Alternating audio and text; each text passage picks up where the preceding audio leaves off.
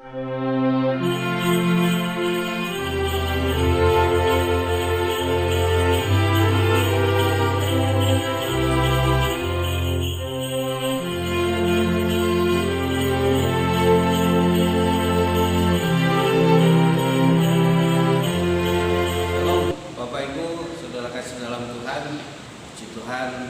kesempatan yang baik ini, yang indah ini kita dapat bertemu kembali, dan terima kasih untuk kesempatan saya bisa dapat menyampaikan firman Tuhan yang saya ambil dari kisah Tuhan Yesus yang ada di kayu salib, di mana pada jam 9 pagi Tuhan Yesus mulai disalib, kemudian sampai jam 3 sore, lalu jam 12 siang sampai jam 3 sore ada waktu ke-8, dan selama kurang lebih 6 jam di atas kayu salib ada 7 perkataan Tuhan Yesus yang diucapkan, yang juga dikenal dengan sebutan 7 perkataan salib.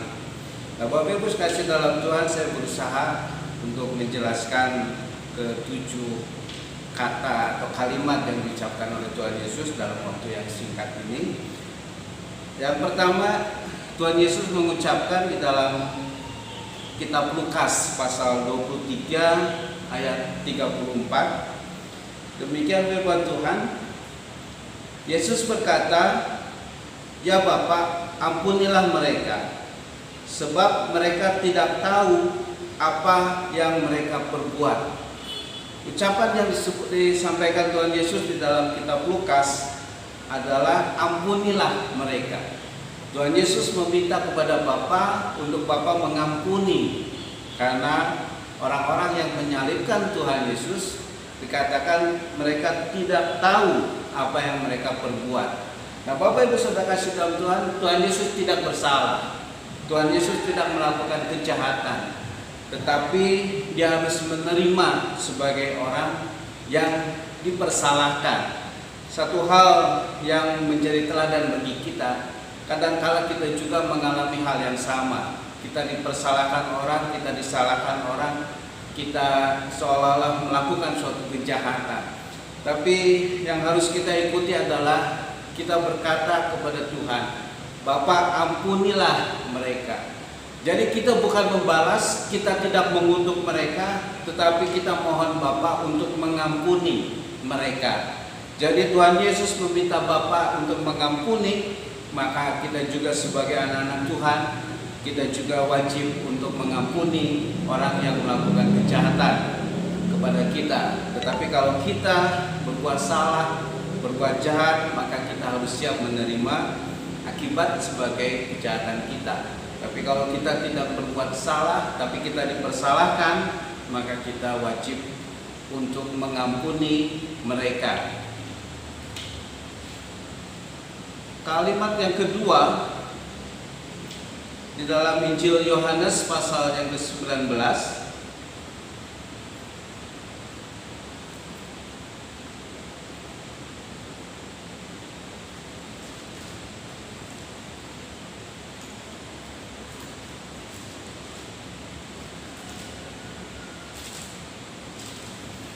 Injil Yohanes pasal yang ke-19 ayat 25 sampai dengan yang ke-27. Firman Tuhan demikian, "Dan di dekat salib Yesus berdiri ibunya dan saudara ibunya Maria, istri Klopas, dan Maria Magdalena. Ketika Yesus melihat ibunya dan murid yang dikasihinya di sampingnya, berkatalah ia kepada ibunya, 'Ibu, inilah anakmu.' Kemudian katanya kepada murid-muridnya, 'Inilah ibumu.' Dan sejak saat itu murid itu menerima dia di dalam rumahnya." Nah, Bapak Ibu Saudara kasih dalam Tuhan, Ibu Yesus dengan murid-murid Tuhan Yesus tidak ada hubungan secara daging, tidak ada hubungan secara darah. Tetapi dikatakan di dalam ayat ini, "Ibu, inilah anakmu, inilah ibumu." Mereka dipersatukan di dalam Tuhan menjadi suatu keluarga, menjadi sebuah keluarga. Nah, prinsip yang ingin saya sampaikan kepada Bapak Ibu pada saat ini adalah di mana di dalam Tuhan, walaupun kita tidak ada hubungan secara daging, tidak ada hubungan secara darah, kita bukan keturunan biologis, tetapi ketika kita berada di dalam Tuhan, kita menjadi sebuah keluarga, menjadi keluarga Allah, yang orang tua menganggap yang pemuda-pemudi menjadi anaknya, kemudian yang pemuda-pemudi menganggap orang tua menjadi ayah dan ibunya. Jadi ada persaudaraan, ada persekutuan, ada kekeluargaan di dalam Tuhan. Inilah anakmu, inilah ibumu. Ini menunjukkan atau Tuhan Yesus membangun yang tidak ada hubungan keluarga menjadi ada hubungan keluarga di dalam Tuhan. Perkataan selanjutnya kembali kepada Lukas ayat pasal 23 ayat yang ke-43. Kata Yesus kepadanya, "Aku berkata kepadamu, sesungguhnya hari ini juga engkau ada bersama-sama dengan aku di dalam Firdaus." Tuhan Yesus ada di tengah-tengah dua orang yang jahat yang disalibkan bersama-sama dengan Tuhan. Dan salah satu orang yang jahat ini berkata kepada Tuhan, "Yesus, ingatlah akan aku apabila engkau datang sebagai raja."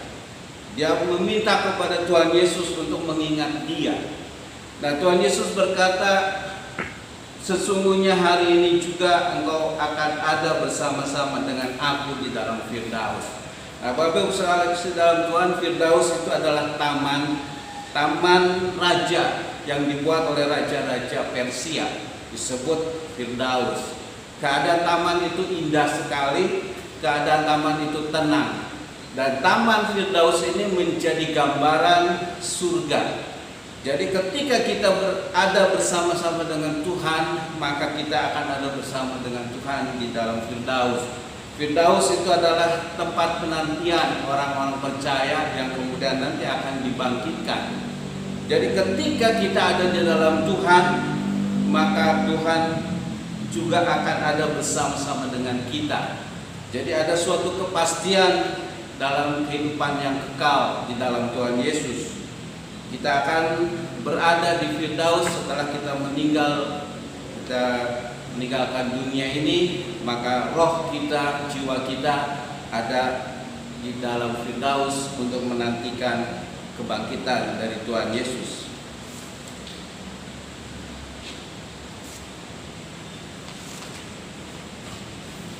Selanjutnya, dalam Matius pasal 27 ayat 46,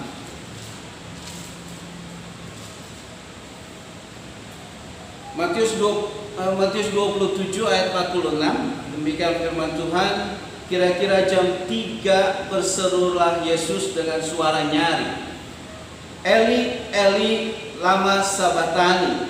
Artinya, 'Allahku, Allahku, mengapa engkau meninggalkan aku?'"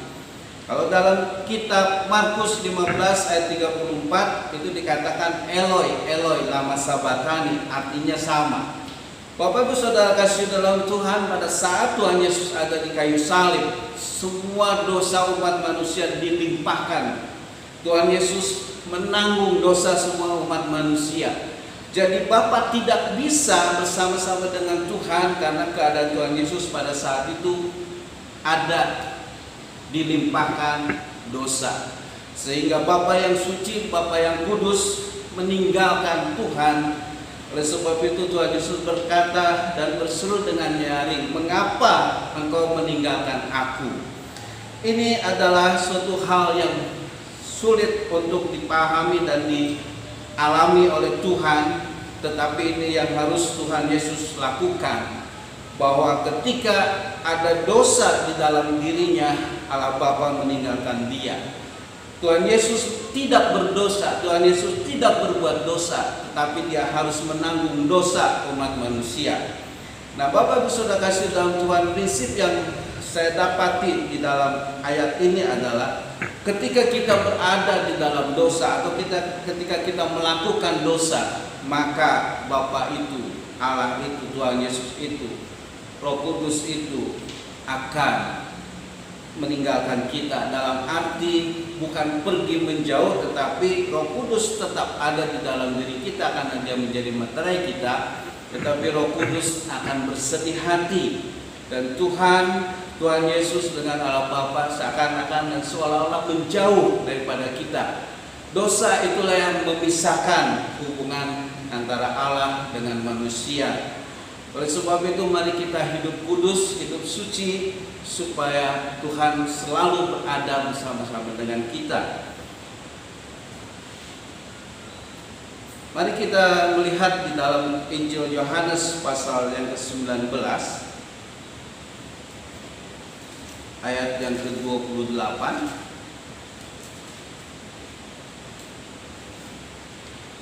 Yohanes pasal 19 ayat yang ke-28, demikian firman Tuhan.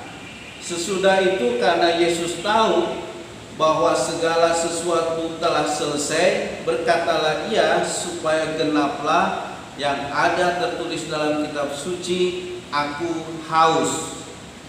Tuhan Yesus berkata, aku haus. Nah, saya tidak dapat melihat apakah urutan kata perkataan Tuhan Yesus yang saya sampaikan adalah seperti yang sebenarnya. Tetapi kalau saya melihat ada dua hal yang saya lihat di dalam kata aku haus.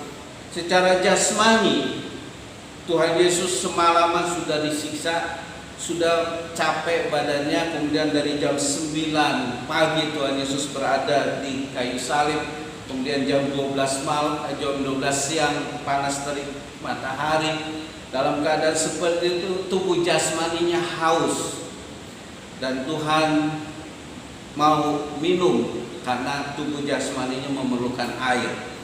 Tetapi di satu sisi kalau saya melihat, kalau seandainya perkataan aku haus ini diucapkan setelah Allah meninggalkan Tuhan, setelah Allah Bapa meninggalkan Tuhan, yang haus di sini bukan jasmaninya tetapi rohaninya. Ketika kita jauh daripada Tuhan, rohani kita merindukan Tuhan. Rohani kita ingin bertemu dengan Tuhan, dan perasaan itu adalah suatu kehausan. Seperti pemazmur yang berkata di dalam kitab Mazmur, ketika dia berada di tepi sungai Babylon, dia katakan, aku rindu ke Yerusalem. Karena dia berada di jauh daripada kota Allah, yaitu Yerusalem. Hatinya rindu ingin bertemu dengan Tuhan.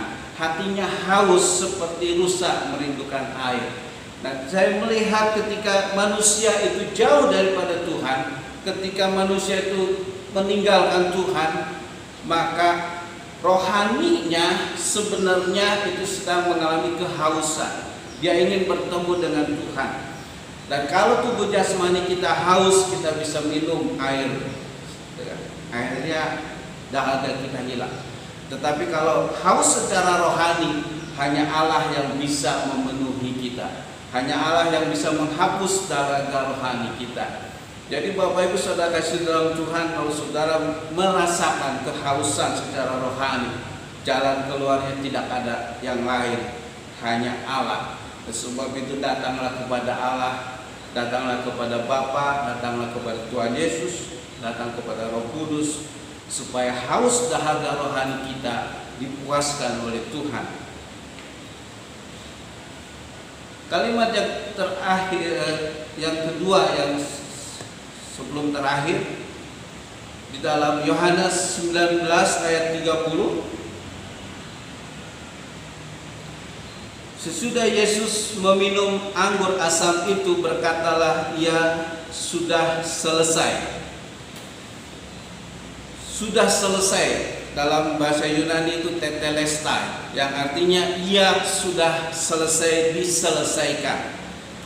Tuhan Yesus datang ke dalam dunia ini dengan tujuan untuk menyelamatkan umat manusia.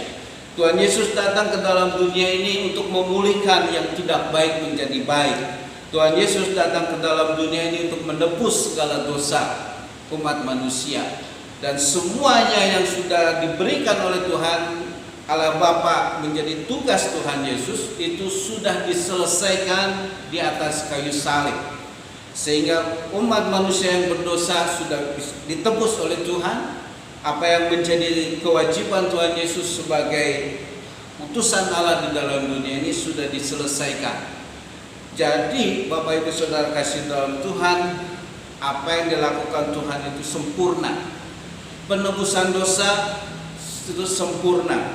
Sehingga apa yang dilakukan oleh Tuhan di kayu salib bisa menghapus dosa kita. Karena dia sebagai anak domba Allah sudah menyelesaikan apa yang menjadi tugasnya, yaitu menjadi penebus dosa.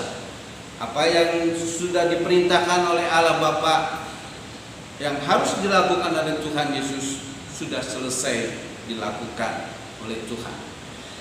Tuhan Yesus sampai mati di kayu salib untuk menyelesaikan tugas yang diberikan oleh Bapa. Oleh sebab itu kita sebagai orang percaya juga pakai prinsip ini, kita menyelesaikan tugas yang diberikan oleh Bapa kepada kita, diberikan oleh Tuhan Yesus kepada kita, diberikan oleh Roh Kudus kepada kita sampai selesai. Bahkan sampai kita meninggal dunia, kita tetap melakukan apa yang menjadi tugas kita sebagai anak-anak Tuhan. Kalimat yang terakhir dalam Lukas pasal 23 ayat 46. Lukas pasal 23 ayat 46. Demikian firman Tuhan. Lalu Yesus berseru dengan suara nyaring, "Ya Bapa, ke dalam tangan-Mu kuserahkan nyawaku." Dan sesudah berkata demikian, ia menyerahkan nyawanya. Bapak Yesus kasih dalam Tuhan, ini adalah perkataan Tuhan Yesus yang terakhir, bahwa Tuhan Yesus menyerahkan nyawanya ke dalam tangan Bapa di surga. Apapun yang dilakukan oleh Tuhan di dalam dunia ini sampai pada kayu salib, semuanya ada di dalam tangan Bapa. Termasuk Tuhan Yesus menyerahkan nyawanya. Dan setelah itu Tuhan Yesus meninggal dunia dan dia dikuburkan, walaupun pada hari yang ketiga nanti dia akan dibangkitkan. Sebab itu Bapak Ibu kasih dalam Tuhan, mari kita juga menyerahkan hidup kita ke dalam tangan Tuhan, menyerahkan nyawa kita ke dalam tangan Tuhan, supaya ketika kita hidup dalam dunia ini, kita hidup dalam perkenanan Tuhan. Satu hal yang saya perhatikan di dalam kehidupan Tuhan Yesus, bahwa Tuhan Yesus ketika hidup dalam dunia ini, dia menggenapi apa yang tertulis di dalam kitab suci. Dia menggenapi apa yang dinubuatkan di dalam kitab suci. Ada tertulis dalam kitab suci, dalam perjanjian lama, Tuhan Yesus genapi. Hidup kita ini dalam dunia ini hanya untuk menggenapi firman Tuhan. Tuhan mau dalam kehidupan kita sebagai meneladani kehidupan Tuhan Yesus, kita memakai hidup kita selama kita diberi kesempatan oleh Tuhan untuk menggenapi firman-Nya. Apa yang Tuhan mau kita lakukan, itulah yang kita lakukan. Kehidupan Tuhan Yesus menjadi teladan bagi kita. Kehidupan Tuhan Yesus menjadi contoh bagi kita, sehingga apapun yang kita lakukan, kita melakukannya sesuai dengan kehendak Tuhan. Bapak Ibu Saudara kasih dalam Tuhan, demikianlah firman Tuhan yang saya sampaikan pada saat ini. Dan kiranya ini menjadi berkat bagi kita semua. Mari kita berdoa. Bapa dalam surga, terima kasih atas kebenaran firman-Mu. Kiranya Tuhan menolong kami sehingga kami dapat mengerti dan memahaminya, dan jadikanlah rema dalam kehidupan kami. Dan kiranya Tuhan memberkati jemaat Tuhan yang mendengarkan kebenaran firman-Mu ini. Di dalam nama Tuhan Yesus kami berdoa dan mengucap syukur. Amin.